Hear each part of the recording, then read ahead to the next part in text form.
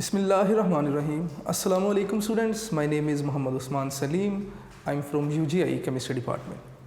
Students, first year chemistry chapter 9 और हमने Rawls law start किया था। लास्ट लेक्चर में हमने रॉल्स लॉ की 3 डेफिनेशंस देखी, 3 स्टेटमेंट्स देखी, क्या थी, किस तरह इक्वेशन बनी, सारा डिस्कस किया। और इसके साथ साथ हमने ये भी देखा कि वो जो डेफिनेशन थी उनमें सोल्यूट जो था वो नॉन वोलेटाइल था। आज का लेक्चर रॉल्स लॉ की ही कंटिन्यूटी है और आज के इस लेक्चर में जो हम सॉल्यूशन डिस्कस करेंगे, ये सॉल्यूशन जिन सॉल्वेंट से मिलकर बनेगा या जिन 2 लिक्विड से मिलकर बनेगा, दोनों लिक्विड्स वोलेटाइल होंगे। तो इसका मतलब मैं यहाँ पे सबसे पहले तो मैं ये लिखूँगा कि when both liquids are volatile, when both liquid आप लिख लें, आप सॉल्वेंट्स लिख लें, आपकी मर्जी है। When both liquids are volatile. Volatile मैं बार बार बता रहा हूं आपको कि जो जितना ज़्यादा वेपर्स में कन्वर्ट होगा वो उतना ज़्यादा वोलेटाइल होगा। तो व्हेन बोथ कंपोनेंट्स या बोथ लिक्विड्स आर वोलेटाइल। अब ना इसको स्टार्ट करते हैं अपनी बात को। स्टूडेंट्स, अज्यूम करते हैं कि हमारे पास कोई 2 सॉल्वेंट्स हैं या 2 लिक्विड्स हैं। तो एक लिक्विड मेरे पास ये है जी, मैं इसे लिक्विड ए का नाम दे देता हूँ।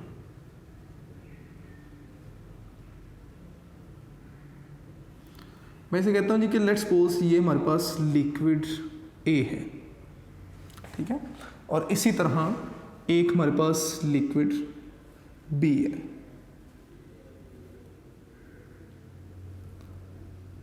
ले जी, ये हमारे पास लिक्विड बी है। लेट्स सपोज हम कहते हैं जी कि लिक्विड ए दोनों ही वोलेटाइल हैं, लेकिन दोनों में से जो लिक्विड ए है ये ज़्यादा वोलेटाइल है। तो मैं लिख देता हूँ जी कि liquid A is more volatile. तो कुछ बातें इसके लिए ज़रा गौर करेंगे आप लोग। मैं लिखता हूँ जी कि ये जो लिक्विड है ये हाई वोलेटाइल होगा। अगर ये हाई वोलेटाइल है तो इसका मतलब ज़्यादा वेपर्स बनेंगे। वेपर प्रेशर इसका क्या होगा? हाई होगा। अगर इसका वेपर प्रेशर हाई है तो इसका मतलब इजीली वेपर्स में कन्वर्ट हो रहा है, हमें ज़्यादा हीट करने की ज़रूरत नहीं है, इजीली बॉयल हो जाएगा। तो लो बॉइलिंग पॉइंट होगा इसका। ये बातें कुछ आपने ज़हन में रखनी है, ठीक है। इसी तरह मैं कहता हूँ जी कि लेट्स सपोज दोनों लिक्विड्स में से जो लिक्विड बी है कंपैरेटिवली लेस वोलेटाइल है। लेस वोलेटाइल है तो इसका मतलब हैं दोनों ही वोलेटाइल, लेकिन B comparatively less volatile. Less volatile है तो इसका मतलब इसका जो वेपर प्रेशर है, वेपर प्रेशर कंपैरेटिवली क्या होगा? लो होगा। इसका मतलब वेपर मुश्किल से बन रहे हैं और बॉइलिंग पॉइंट क्या होता है? वो टेम्परेचर जहाँ पे लिक्विड वेपर्स में कन्वर्ट हो, वेपर मुश्किल से बन रहे हैं, इसका मतलब बॉइलिंग पॉइंट क्या होगा? हाई होगा। तो मैं यहाँ पे लिख देता हूँ बॉइलिंग पॉइंट इसका क्या है? हाई है। प्योर स्टेट है दोनों की। तो इस वक्त जो वेपर प्रेशर होगा ए का, मैं इसे P0 A लिखता हूँ। प्योर स्टेट में वेपर प्रेशर को आप नोट के साथ लिखते थे, और इसको मैं लिखूँगा जी P0 B। P0 B लिखता हूँ जी मैं इसे। स्टूडेंट्स, हमने क्या किया? हमने इन दोनों लिक्विड्स को मिलाया और एक सॉल्यूशन बना लिया। दोनों लिक्विड्स को मिलाया और एक सॉल्यूशन बना लिया। अब ये जो हमने सॉल्यूशन बनाया, जब सॉल्यूशन यहाँ पे बनेगा तो चूँकि दोनों ही लिक्विड्स हैं, अगर तो पहला केस होता ना आपके पास जहाँ पे सोल्यूट नॉन वोलेटाइल था, तो इसका मतलब वेपर तो इस केस में भी बनने थे सोल्यूशन के ऊपर, लेकिन वो सारे के सारे वेपर्स लिक्विड के या सॉल्वेंट के होने थे, उसमें सोल्यूट के वेपर नहीं होने थे। अब दो सॉल्वेंट मिल रहे हैं, दो लिक्विड मिल रहे हैं, जिसकी अमाउंट ज़्यादा होगी वो सॉल्वेंट है, जिसकी अमाउंट कम है वो सोल्यूट है, लेकिन दोनों ही वोलेटाइल है। इसका मतलब सोल्यूशन के ऊपर जब वेपर्स बनेंगे तो वेपर्स जो हैं वो लिक्विड ए की वजह से भी होंगे और वेपर्स जो हैं वो लिक्विड बी की वजह से भी होंगे। तो मैं ना यहाँ पे लिख देता हूँ कि पी ए के जो वेपर्स थे आप उसे रेड से शो कर लें, पी बी के जो वेपर्स थे आप उसे ब्लू से शो कर लें।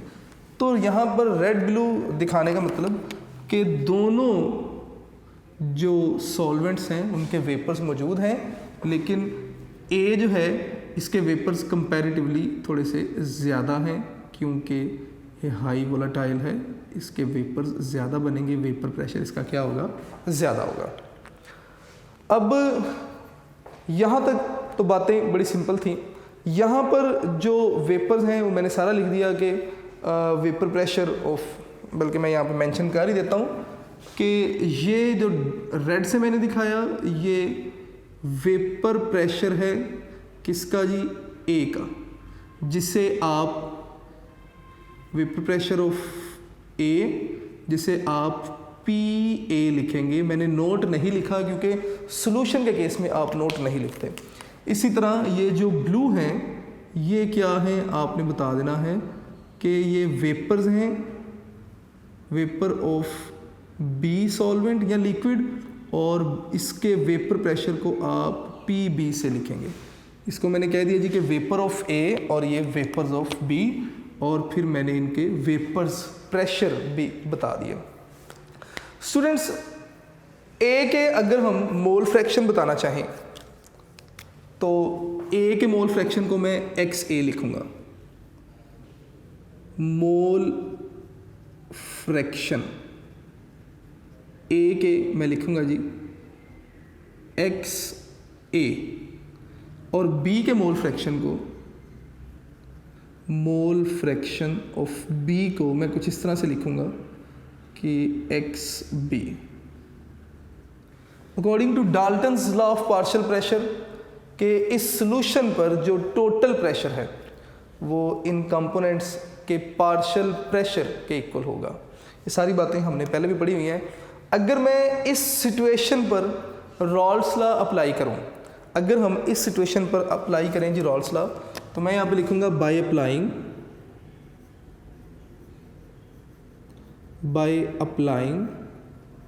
Rawls law. अगर हम रॉल्स लॉ अप्लाई करें तो रॉल्स लॉ क्या था, Raoult's law was P equal to P naught X 1। मैं यहाँ पे लिखूंगा जी P इक्वल होगा P नोट और X1 था। अब ना ये इक्वेशन हम लिक्विड ए के लिए भी बनाएंगे और इस इक्वेशन को हम लिक्विड बी के लिए भी बनाएंगे। तो मैं इस इक्वेशन को फॉर लिक्विड ए लिखूंगा, फॉर लिक्विड ए। यही इक्वेशन हमारे पास क्या बन जाएगी, ये इक्वेशन बन जाएगी जी पी ए इक्वल हो जाएगा जी पी नोट ए और साथ में एक्स ए। और इसी इक्वेशन को अगर हम लिक्विड बी के लिए लिखेंगे तो नेक्स्ट मैं लिखूंगा जी फॉर इसको मैं इक्वेशन 1 का नाम दे रहा हूँ जी, ले जी। और इसी इक्वेशन को अगर लिक्विड बी के लिए लिखेंगे तो फॉर लिक्विड बी के लिए ये इक्वेशन किस तरह हो जाएगी जी, पी बी इक्वल हो जाएगा जी पी नोट बी और साथ में एक्स बी। इसे इक्वेशन 2 का नाम दे दें। ये आपके पास इक्वेशन 2 बन गए। Students by Dalton's law of partial pressure हमें पता है, by Dalton's law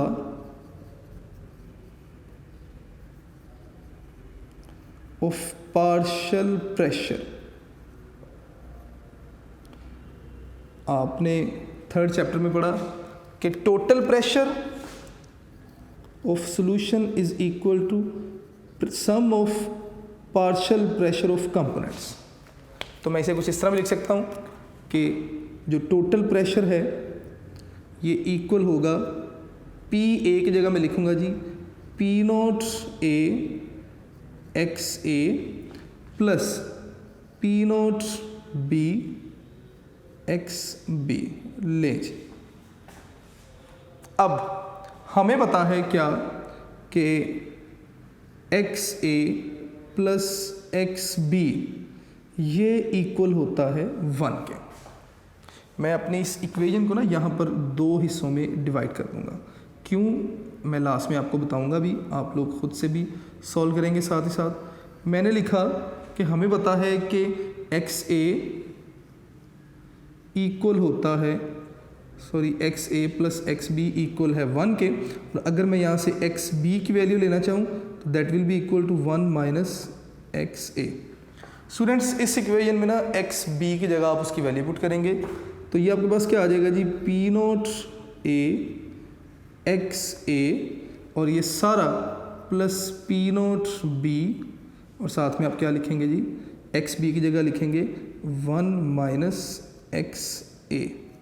further solve कर लें, P naught A X A as it is आ गया plus P naught B minus P naught B और साथ में एक्स ए आ गया।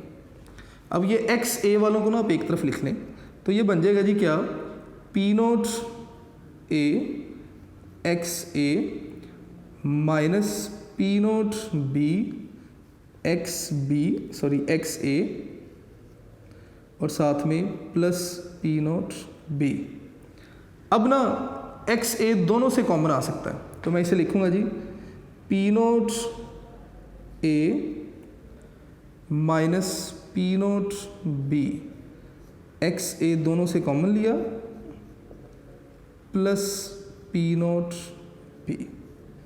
इसे आप इक्वेशन ए का नाम दे देंगे जी, ये इक्वेशन ए है। ये सारा इक्वल होगा टोटल प्रेशर के। स्टूडेंट्स, ये इक्वेशन आपकी टेक्स्ट बुक में तो एक्स बी की जगह वैल्यू पुट की, अगर आप अपने तौर पर सॉल्व करना चाहें तो आप इसे इस तरह भी सॉल्व कर सकते हैं। मैं इस तरफ लिख रहा हूँ जिसको कि X A plus X B equal to 1 था। अगर आप एक्स ए की वैल्यू लेते हैं तो एक्स ए इक्वल हो जाएगा जी 1 माइनस एक्स बी। आप इस सारी इक्वेशन में ना एक्स ए की जगह वैल्यू पुट करके देख लें तो ये बन जाएगा जी टोटल प्रेशर इक्वल हो जाएगा जी पी नोट ए और एक्स ए की जगह आप लिख लें 1 माइनस एक्स बी और साथ में आप क्या लिखेंगे जी plus P naught B X B. आप इसे फर्दर सॉल्व करके देख लें तो ये आपके पास क्या आएगा जी, आप लिखेंगे P naught A minus P naught A X B plus P naught B और एक्स बी। अब एक्स बी दोनों लिखे हुए हैं जिस तरह मैं इनको ज़रा रीअरेंज करके लिख रहा हूँ। मैं लिखूँगा जी क्या कि P naught B X B minus P naught A X B plus P naught A. दोनों में से एक्स बी कॉमन ले लें तो P naught B minus P naught A और दोनों में से एक्स बी आप कॉमन ले लें प्लस पी नोट ए। आप ना इस तरह से भी लिख सकते हैं लेकिन हमारी टेक्स्ट बुक में एक्स बी की वैल्यू पुट की, आप एक्स बी के साथ चलेंगे।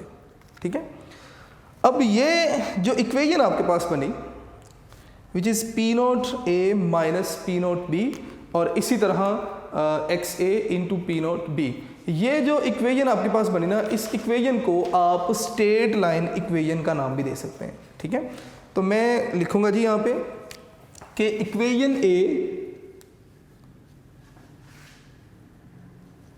Called straight line equation.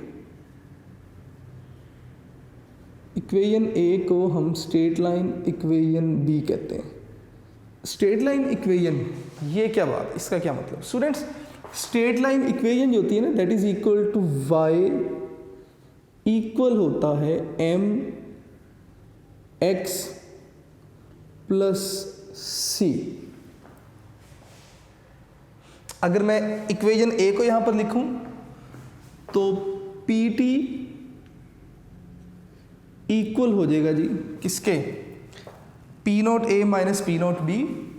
मैं लिखूंगा जी P naught A minus P naught B, ठीक है। और सारे के साथ क्या था जी, एक्स ए था, x A plus P naught B. तो अगर आप देखेंगे ना तो ये y की जगह पे लिखा जा सकता है, ये सारे का सारा क्या होगा जी m, ये सारे का सारा x हो जाएगा और ये c। जब आप स्ट्रेट लाइन इक्वेशन लिखते हैं ना तो आप करते क्या है, आप एक ग्राफ बनाते हैं जिसमें जो y पर वैल्यू लिखी हुई है आप उसे क्या करते हैं जी y एक्सिस पे लिखते हैं, ठीक है। जो x पर वैल्यू लिखी हुई है आप उसे x एक्सिस पर लिखते हैं। और ये आपके पास जो ग्राफ लाइन आती है इसे आप नाम देते हैं जी स्लोप का, और ये इक्वल होती है किसके, m के। और जहाँ पर ये स्लोप कट कर रही होती है उसे आप नाम देते हैं इंटरसेप्ट का। और ये जो इंटरसेप्ट है यहाँ से लेकर यहाँ तक ये आपके पास c यानी कि इंटरसेप्ट होता है। तो ये आपके पास तकरीबन रिजेंबल करती है इक्वेशन ऑफ स्ट्रेट लाइन के साथ। अब वो कहते हैं जी कि यहाँ तक तो ठीक है जी, सारी चीज़ें क्लियर हो गई। अब अगली बात जो मैं आपके साथ करना चाह रहा था, x यहाँ पर क्या है, x is the mole fraction. यहाँ पर x क्या है, x इक्वल है मोल फ्रैक्शन के, x is equal to mole fraction. और अगर हम क्या करें, अगर हम x को मल्टीप्लाई कर दें किसके साथ, 100 के साथ, तो ये मोल परसेंट कहलाएगा। अगर हम x को मल्टीप्लाई कर देंगे 100 के साथ तो ये क्या कहलाएगा, मोल परसेंट। तो मैं यहाँ पे लिख देता हूँ जी कि मोल फ्रैक्शन अगर आपने इसे मल्टीप्लाई कर दिया किसके साथ जी, 100 के साथ, तो ये आपके पास मोल परसेंट कहलाएगा, मोल परसेंट। और आप इसे लिख सकते हैं जी कुछ इस तरह से कि मोल लिख के आप साथ में परसेंट का साइन दे सकते हैं। अब ये एक दो बातें ना आपने याद रखनी है, ठीक है।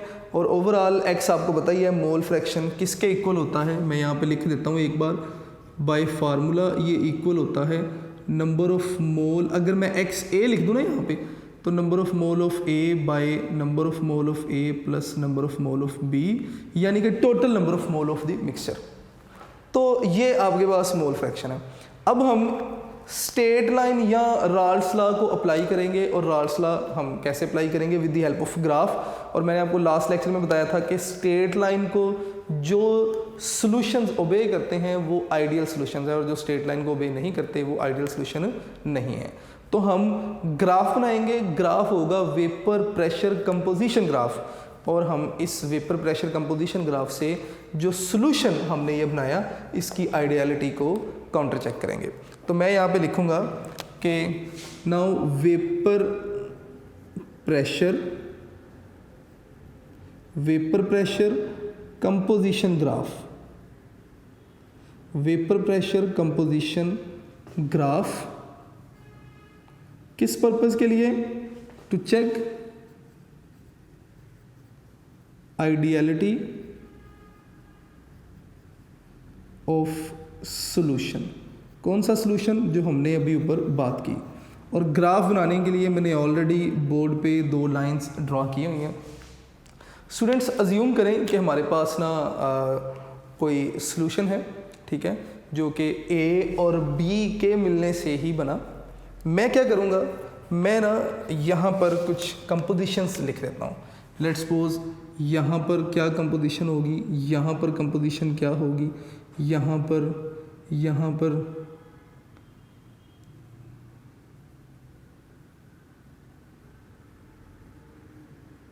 मैंने कुछ कंपोजिशंस मार्क कर दिए यहाँ पे, कुछ मार्क्स कर दिए, ग्रेडेशन कर दी।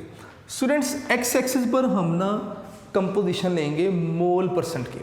यानी कि हमने क्या किया, हमने मोल फ्रैक्शन को 100 से मल्टीप्लाई किया मोल परसेंट, तो एक्स एक्सिस पे हम कंपोजिशन ले रहे हैं। मैं यहाँ पे लिख देता हूँ कि एक्स एक्सिस पे हम क्या लिखेंगे जी, कंपोजिशन, और ये जो कंपोजिशन है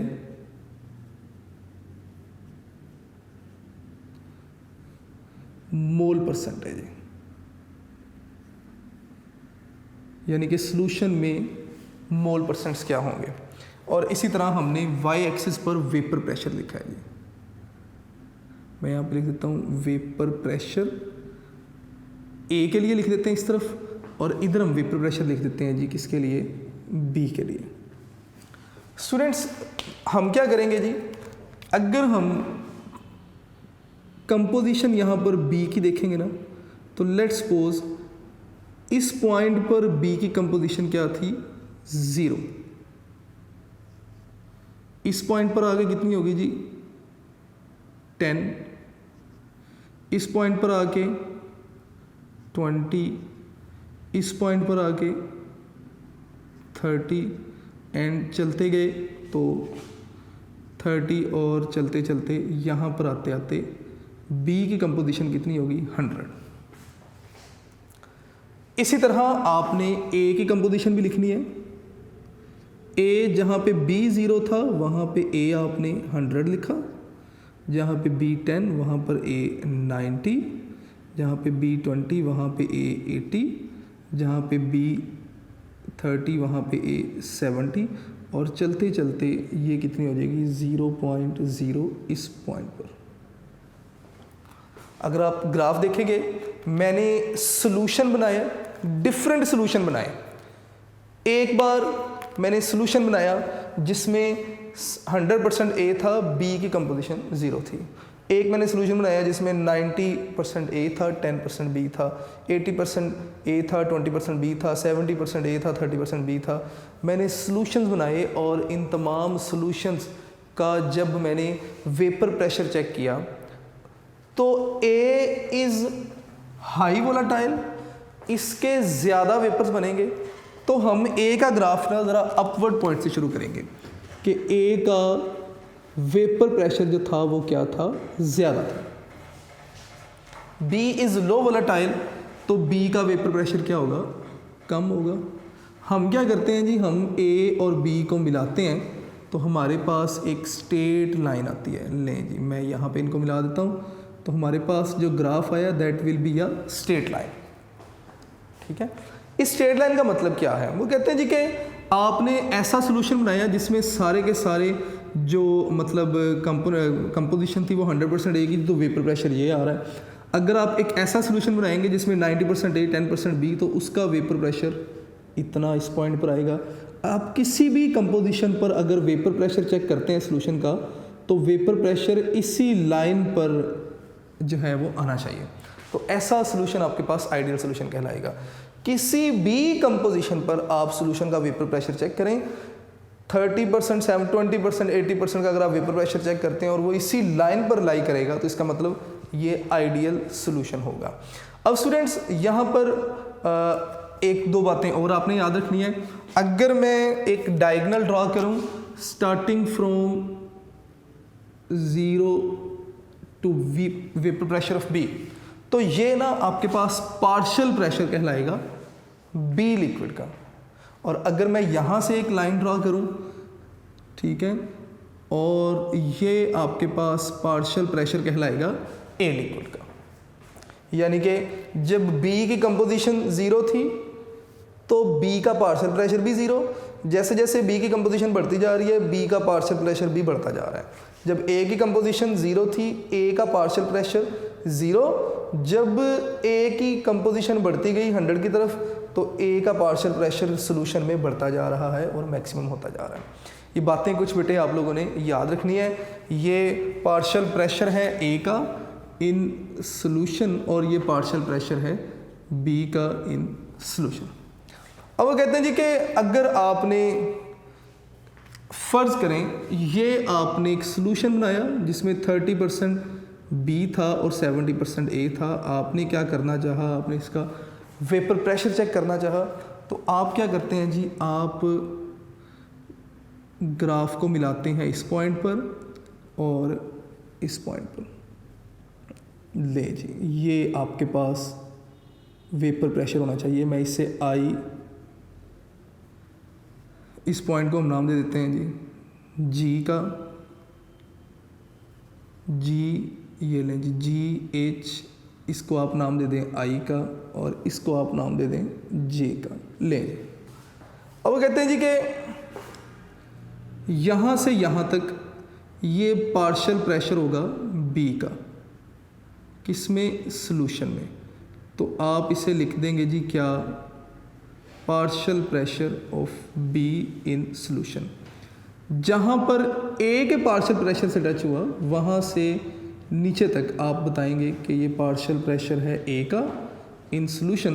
तो मैं ना इसे लिख दूँगा कि यहाँ से यहाँ तक ये पार्शियल प्रेशर था ए का सॉल्यूशन में। अब डाल्टन्स लॉ क्या कहता है, वो कहते हैं जी कि आप टोटल प्रेशर अगर आप देखना चाहते हैं, यानी कि इस पॉइंट पर टोटल प्रेशर कितना था, तो ए और बी के प्रेशर्स को आप ऐड करें, आपके पास टोटल प्रेशर आ जाएगा जी मिक्सचर का। तो स्टूडेंट्स इस तरह अगर तो टोटल प्रेशर, वेपर प्रेशर अगर इसी लाइन पर लाई करेगा तो सॉल्यूशन आइडियल होगा, और अगर total vapour pressure of any composition इस लाइन पर लाई नहीं करेगा, अबव और बिलो लाई करेगा तो नॉन आइडियल, अगर अबव लाई करेगा तो पॉजिटिव डेविएशन, और अगर बिलो लाई करेगा तो नेगेटिव डेविएशन।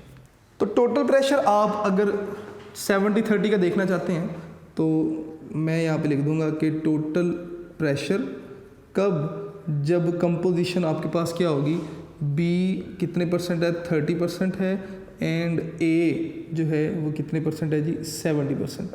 तो आप लिखेंगे जी टोटल प्रेशर इक्वल होगा pressure of A plus pressure of B, यानी कि आप जी एच और आई जी, मैं यहाँ पे लिख देता हूँ कि जी एच प्लस आई जी, आप इनको ऐड करेंगे तो आपके पास जो है वो टोटल प्रेशर आ जाएगा।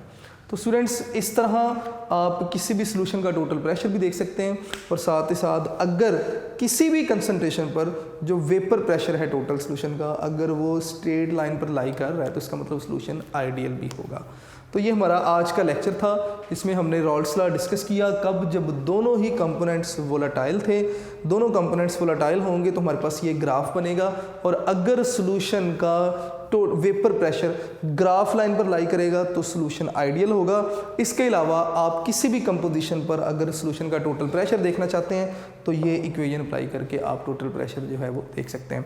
इंशाल्लाह बेटे नेक्स्ट लेक्चर में हम fractional distillation of ideal mixture of two liquids और फर्दर आगे अपने टॉपिक्स को डिस्कस करेंगे। आप लोगों से रिक्वेस्ट है अपने लेक्चर नोट्स साथ साथ ज़रूर बनाते जाएँ, और अपने जो है ना वो साथ साथ प्रिपरेशन ज़रूर करते जाइएगा। तो स्टूडेंट्स अपना ढेर सारा ख्याल रखिएगा। इंशाल्लाह नेक्स्ट लेक्चर में नेक्स्ट टॉपिक के साथ हाजिर होंगे। अस्सलाम वालेकुम।